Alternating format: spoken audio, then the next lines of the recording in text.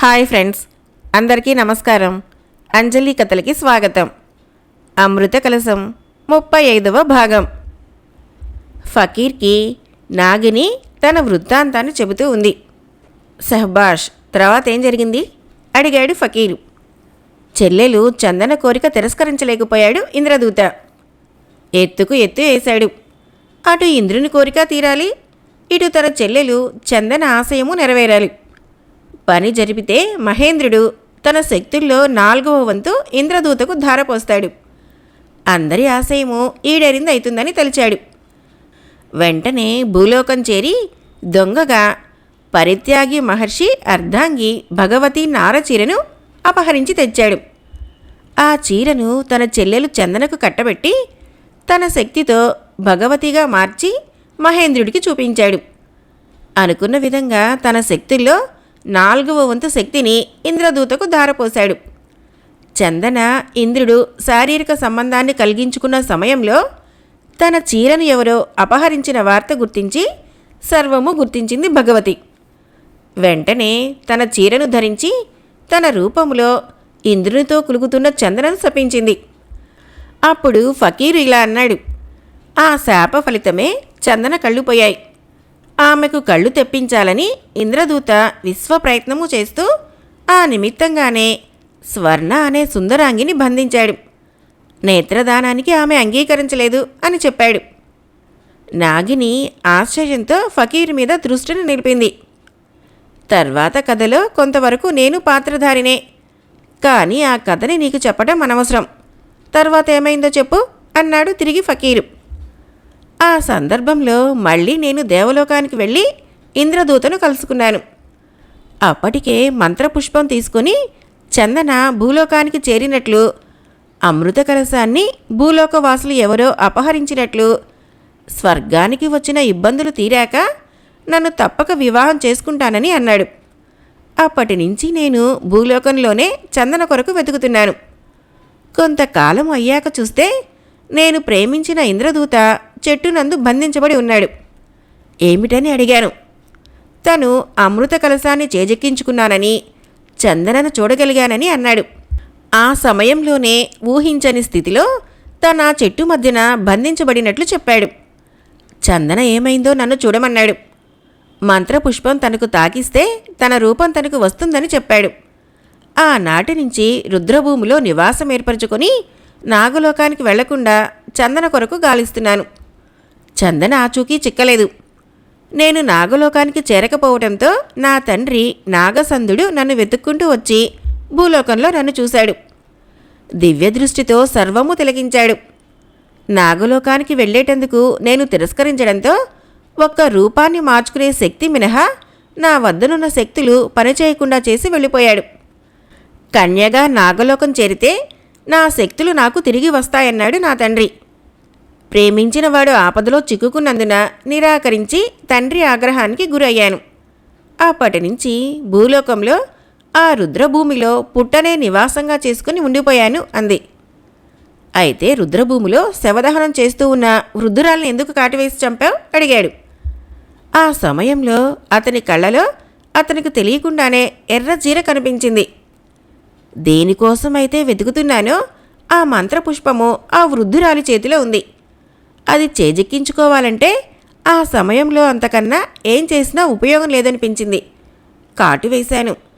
ఆమె విడిచిన పుష్పము నోట ఖర్చుకొని ఇంద్రదూతను తాకించే ప్రయత్నం మీద పరిగెడుతున్నాను. మీరు వెంటాడటంతో భయపడి పుష్పాన్ని విగ్రహము పాదం కింద పెట్టాను. ఆ విగ్రహం ఎవరిదో తెలుసునా? వాసన్ని బట్టి ప్రదేశమైతే పసిగట్టగలను గాని ఆ విగ్రహం గురించి తెలియదు. హీనురాలైన నేను ఆ స్థలం ఫలానా చోట మాత్రం చెప్పలేను అని సమాధానమిచ్చింది నాగిని. ఆ స్థలాన్ని నాకు చూపించు అన్నాడు ఫకీరు. ఎందుకు? మంత్రపుష్పం నువ్వు సంగ్రహిస్తావా అని అడిగింది. నువ్వు చేసిన పని నీ పట్ల దారుణమైనా క్షమిస్తాను. కారణం మీ ప్రేమ పవిత్రమైనది. ఎన్ని కష్టాలు వచ్చినా ఒకరికొకరు నిరీక్షిస్తూ వివాహం కాకుండా ఉన్నారు. ముందే చెప్పానుగా, నేను భద్రకాళి ఆరాధకుణ్ణి అని. ఆ పుష్పం ద్వారా ఇంద్రదూతకు మహావృక్షం నుంచి విముక్తిని చేసి మీ ఇద్దరికీ వివాహం చేస్తాను. తద్వారా ఇంద్రదూత మెచ్చి నాకా పుష్పాన్ని కానుగ్గా ఇస్తాడు. ఇవ్వకపోయినా పట్టించుకోను. అవకాశం రాక అలమటిస్తున్న ఇద్దరు ప్రేమికులను కలిపిన తృప్తి అయినా చెందుతాను అన్నాడు ఫకీరు ఆమెను క్రీగంటా చూసి. నిజమేనా? అనుమానాస్పదంగా అడిగింది. ఫకీరు తలను పంకించాడు. నాగిని క్షణంసేపు ఆలోచించింది. మంత్రపుష్పాన్ని తను ఉంచిన ప్రదేశాన్ని చూపించడానికి నిర్ణయించుకుంది. నాగినిని తిరిగి సర్పంగా మార్చి వెంట తీసుకుని బయలుదేరాడు ఫకీరు. సర్పం వాసన్ని బట్టి ఫకీర్ని తీసుకువెళ్ళింది. అక్కడ పుష్పము లేదు, విగ్రహమూ లేదు. ఫకీరు ఆలోచించాడు. వెంటనే దుర్బిణి యంత్రాన్ని తీసి అందులో చూసి, ఇక్కడ ఉండాల్సిన విగ్రహం ఏమైందో చూపించు అన్నాడు. చేతికి చుట్టుకున్న సర్పము అతన్ని చిత్రంగా చూసింది. దుర్బిణి యంత్రంలో రుద్రకేసరుడి చెరలో అనుచరుడిగా పడి ఉన్న భల్లూకం కనిపించింది. ఫకీర్కి అర్థమవ్వలేదు. భల్లూకం గురించిన గత చరిత్ర ఏమిటా అనుకుంటూ కళ్ళు మూసుకున్నాడు.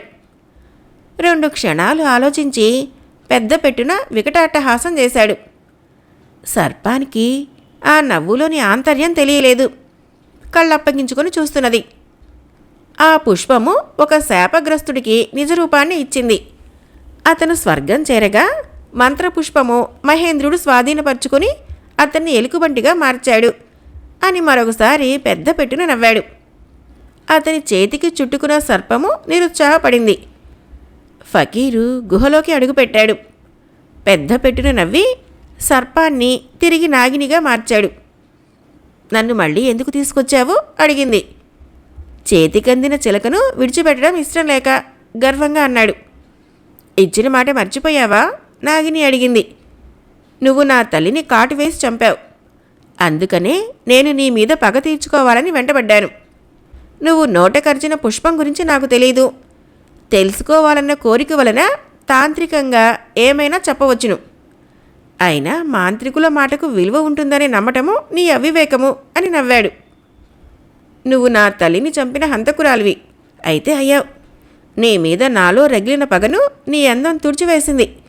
నిన్ను అవసరమైనప్పుడల్లా అనుభవించి నాలోని కామదాహాన్ని తీర్చుకుంటాను అని చెప్పాడు ఫకీరు. ఇది నీకు ధర్మం కాదు. ఇక్కడ ధర్మం కన్నా అధర్మానికి, నీతి కన్నా అవినీతికి, మంచి కన్నా చెడుకే విలువెక్కువ. ఇక్కడి నుంచి నిన్ను నీ తండ్రి నాగసంధుడు కానీ, సృష్టికర్త బ్రహ్మ కానీ, మరెవరూ కానీ తప్పించలేరు అని ఆగాడు. వెంటనే తన అనుచరులను పిలిచి నాగినిని స్వాధీనపరిచాడు. ఈ చిలకని స్నానం చేయించి శుచిగా నా శయ్యా మందిరంలో ఉంచండి అని ఆజ్ఞాపించాడు. నవ్వుతూ గడ్డాన్ని మీసాన్ని సవరించుకుంటూ ఘనంగా అని గిర్రున తిరిగి అక్కడి నుంచి కదిలాడు ఫకీరు. స్వర్ణను బంధించి ఉంచిన మందిరంలోకి అడుగు పెడుతూనే ఏమాలోచించావు అని అడిగాడు మహేంద్రుడు. మహేంద్రుణ్ణి చూడగానే స్వర్ణ క్రితం మాదిరిగా ధుమతములాడలేదు. పెదాల మీద చిరునవ్వును చిందించింది. లేచి నిలబడి అతన్ని తన పాన్పు మీదకి ఆహ్వానించింది. ఆమెలోని మార్పునకు మహేంద్రుడు ఆశ్చర్యపడ్డాడు. ఆమె కోరిక ప్రకారము నెమ్మదిగా వెళ్ళి పాన్పు మీద కూర్చున్నాడు. మనసు మార్చుకున్నావా? నాకు తెలుసు. మానవ మనసులు నవనీతమని చిన్నగా నవ్వాడు. మనస్ఫూర్తిగా అంగీకరించినట్లేనా? తిరిగి అడిగాడు ఇంద్రుడు. అంగీకరిస్తున్నాను కానీ ఆగింది స్వర్ణ. ఏమిటి సందేహం? అర్థం కానట్లు అడిగాడు. నేను దయామయుడు అనే అతన్ని మనస్ఫూర్తిగా ప్రేమించాను. మీ కోరిక తీర్చాకనైనా నన్ను నా ప్రియుడి దగ్గరికి పంపాలి. అందుకు నాకు అభ్యంతరం లేదు. కానీ నాది ఒక కోరిక. ఏంటో చెప్పు. వివాహం అవగానే 3 రాత్రులు గడవకుండానే అతను మరణిస్తాడని అన్నారే, అది ఎందుకనో నాకు బోధపడకుండా ఉంది. ఆ వైనం తెలియపరచమంటావా? అంతేకాదు, మీ కోరిక తీర్చడానికి అంగీకరించిన దాన్ని నా ప్రియుడు మరణించకుండా ఉండే విధానం కూడా సెలవివ్వాలి అని కోరింది. మొత్తానికి గట్టిదానివే. అందుకే దేవతల కన్నా మానవులకు తెలివెక్కువ అంటారు నవ్వి అన్నాడు. అంతేకాదు, ముందు ముందు మానవులే దేవుళ్ళే దేవతలను పాలించే అవకాశం కూడా వస్తుంది నవ్వి హేళనగా అంది స్వర్ణ. అంతవరకు స్వర్ణ నవ్వగా చూడని ఇంద్రునికి మెరుస్తూ కనబడిన ఆమె పలువరసని మళ్ళీ చూడాలనిపించింది. చాలుగాని మనస్సులు కలిశాక కాలయాపన కూడా అంత మంచిది కాదు. సిగ్గు అభినయించింది. పోనీ దాని గురించి తర్వాత చెప్పుకుందాం. ముందు ఈ ఒక్క విషయంలోనూ నా ముద్దు చెల్లించకూడదా? ఇంద్రుని మాటకు అడ్డు తగులుతూ అని చిన్నగా నవ్వింది స్వర్ణ. మహేంద్రుడు నిట్టూర్పి విడిచాడు. అబ్బా చెప్పండి, గారాభం కనబరిచింది స్వర్ణ. అది ఏమంత కథ కాదు, చేయవలసిన తంతే పెద్దది. అంటే భగవతి ఆమె చిన్న వయసు నుంచి పరిత్యాగి మహర్షిని వివాహమాడాలనే వాంఛను పెంచుకుంది. భగవతికి 10 సంవత్సరాల వయసు, అప్పుడు పరిత్యాగికి 50 సంవత్సరాల వయసు. ఇరువురికి 40 సంవత్సరాల తేడా ఉంది. అయినా భగవతి ఆయన్ని తప్ప ఇతరులని వివాహమాడనని కూర్చుంది. అందులోనూ భగవతి అందవికారి. భగవతి నిమ్న కులంలో పుట్టి పెరుగుతోంది. భగవతి తండ్రి పాదరక్షలు కుట్టి అంతో ఇంతో ఆర్జించేవాడు. వయసు మాట అటుంచినా కాకతాళీయంగా చూసి మహర్షి మీద మక్కువ పెంచుకోవటం అవివేకమని తండ్రి ఎంత చెప్పినా వినిపించుకోలేదు. పరిత్యాగి మహర్షినే భర్తగా పొందాలని కన్యగా మంగళగౌరి వ్రతం చేసింది. మంగళగౌరి ప్రత్యక్షమైంది. ఆమె వాంఛ నెరవేరుతుందని, మహాపతివ్రతల్లో ఒకరుగా ఆచంద్రార్కం నిలుస్తుందని దీవించింది. తదుపరి పరిత్యాగి మహర్షి అనుగ్రహం పొందే నిమిత్తము నిత్యం ఆయన్ని దర్శించుకొని ఆయన కోరకుండా శిష్యురాలై సపర్యలు చేయ ప్రారంభించింది. ఆమెకు తన యందు ఏర్పడిన భక్తికి పరిత్యాగి మహర్షి మెచ్చి కావలసిన వరం ప్రసాదిస్తానన్నాడు. అదే మంచి సమయంగా ఎంచి భగవతి తనల్ని వివాహం చేసుకోమన్నది. ఆమెను గురించి దృష్టిన సర్వమూ గ్రహించాడు. తన మీద ఆ పసిదానికి అంత కోరిక కలిగినందుకు బాధపడ్డాడు. నువ్వు వయస్సుకు చిన్నదానివి, నా మీద వాంఛ పెంచుకోవటం తెలివి తక్కువ కాదా అని అడిగాడు. మహర్షులు మన్నించాలి, నా మనస్సు కోరే కోరికకు వయసు అడ్డురాదు. త్రికరణ శుద్ధిగా మిమ్మల్ని ఆరాధిస్తున్నాను, నన్ను అనుగ్రహించమని వేడుకుంటున్నాను అని పరిత్యాగి మహర్షి పాదాలు పట్టి వేడుకుంది భగవతి. మహర్షి నవ్వుకున్నాడు. దైవ నిర్ణయాన్ని అతిక్రమించడం ఎవరికీ సాధ్యం కాదు. పరమేశ్వరుని లీలా వినోదం వర్ణనాతీతం అన్నాడు. అదేమిటో నాకు బోధపడటం లేదు మహర్షి అంది భగవతి. ఏదైనా నీకు ఇచ్చిన మాట ప్రకారం నిన్ను అగ్నిసాక్షిగా వివాహం చేసుకుంటాను అని దీవించాడు. భగవతి మిక్కిలి సంతోషించింది. స్వామి అని మరొకసారి అతని పాదాల్ని కళ్ళకు అద్దుకొని ఆయన పాదధూళిని శిరస్సున ఉంచుకుంది. ఇచ్చిన మాట ప్రకారము 7 ఋషుల్ని ఆహ్వానించాడు. అందరి సమక్షంలో ఆమెను మంత్రశక్తిన పవిత్రురాల్ని చేశాడు. పతివ్రతలు 7 ఋషులు, పంచభూతాలు, త్రిమూర్తులు ఆ దంపతుల్ని ఆశీర్వదించారు. ఆ నిమిషం నుంచి భగవతి రూపురేఖలు మారిపోయాయి. పచ్చని రంగు, అందమైన అవయవ పుష్టి, సుందరమైన ముఖము, మంచి వర్చస్సు, వాక్శుద్ధి అన్నీ వాటికవే ఆమెలో బయలుదేరాయి. ఆ ఇద్దరి వివాహానికి దేవతలు పుష్పవర్షం కురిపించారు.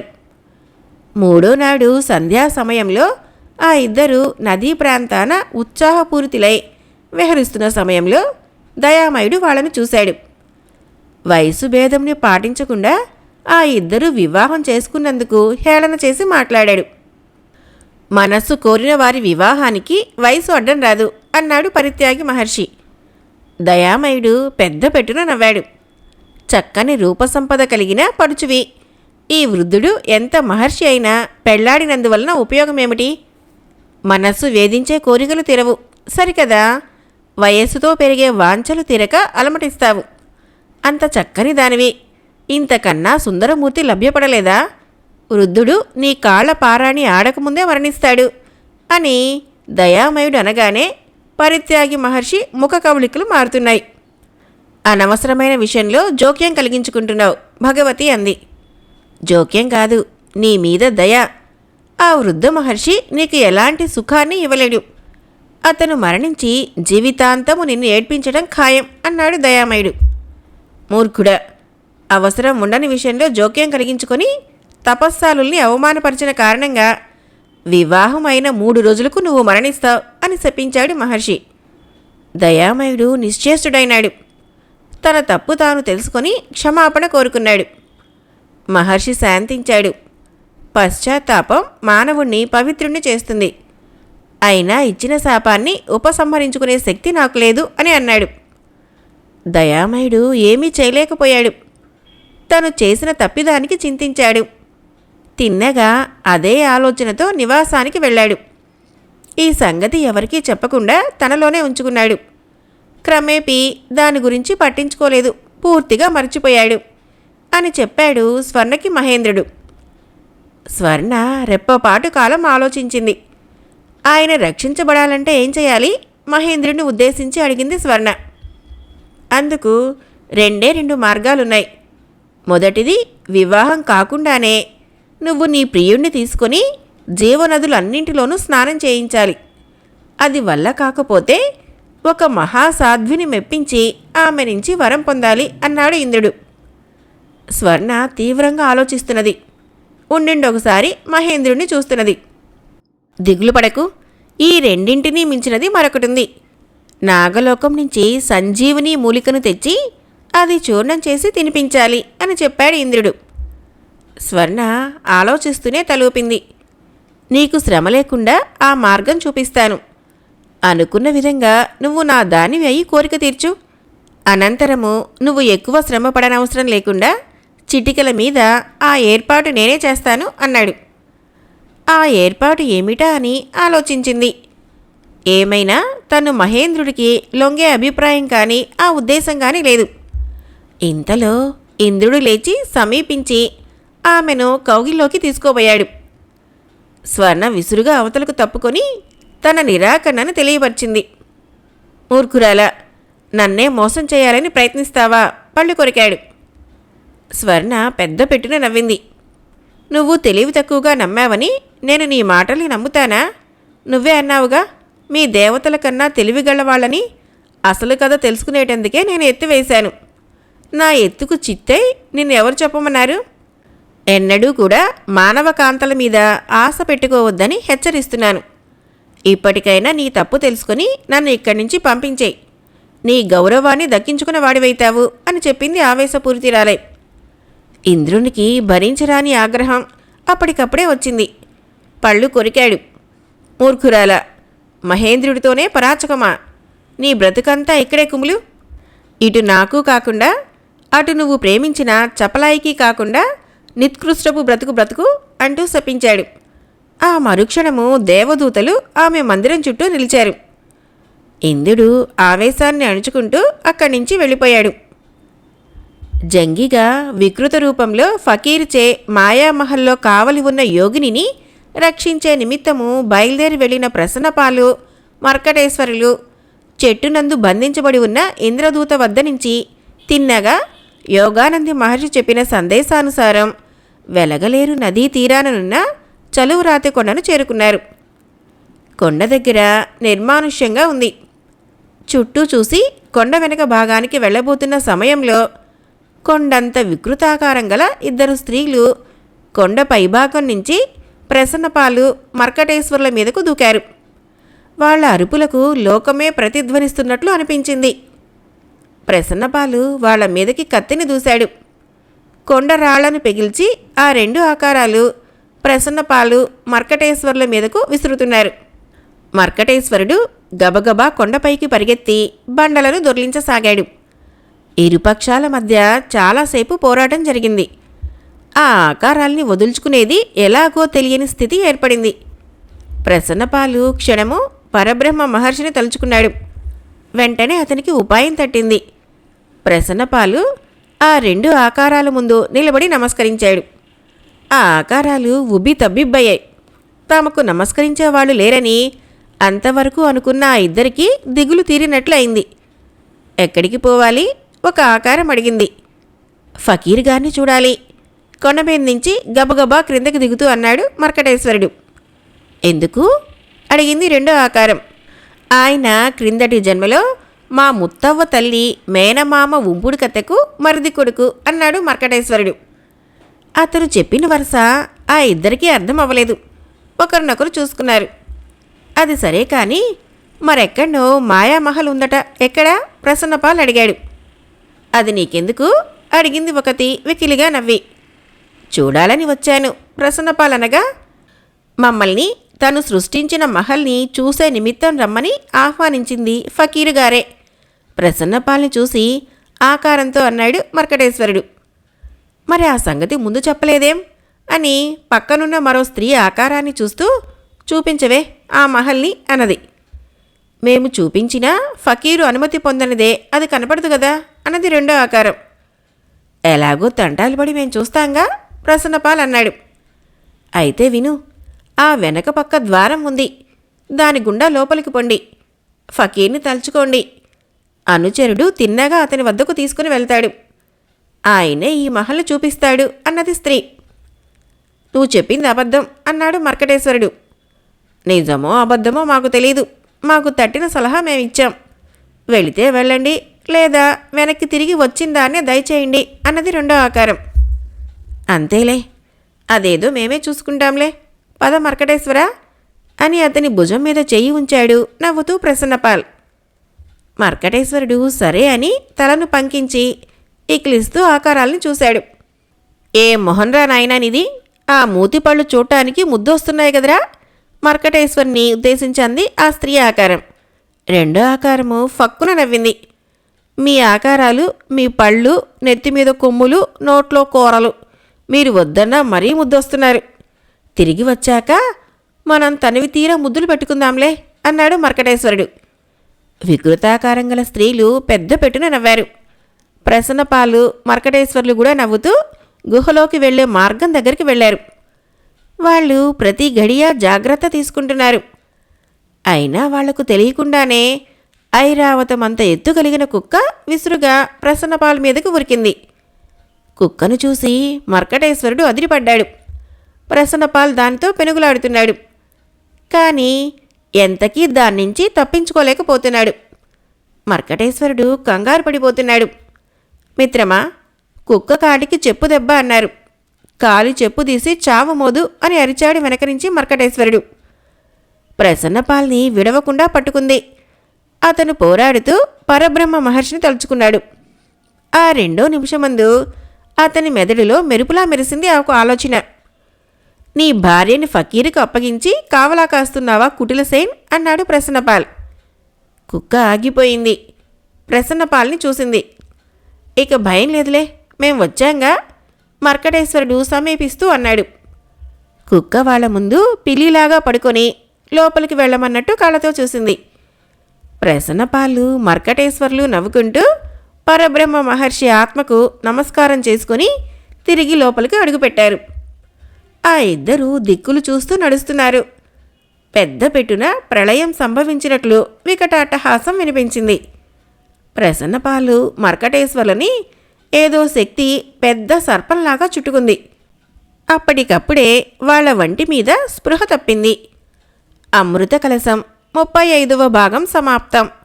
ఫ్రెండ్స్, నా కథలు నచ్చినట్లయితే మన ఛానల్ని తప్పకుండా సబ్స్క్రైబ్ చేయండి, లైక్ చేయండి, షేర్ చేయండి, కామెంట్ చేయండి. Thank you.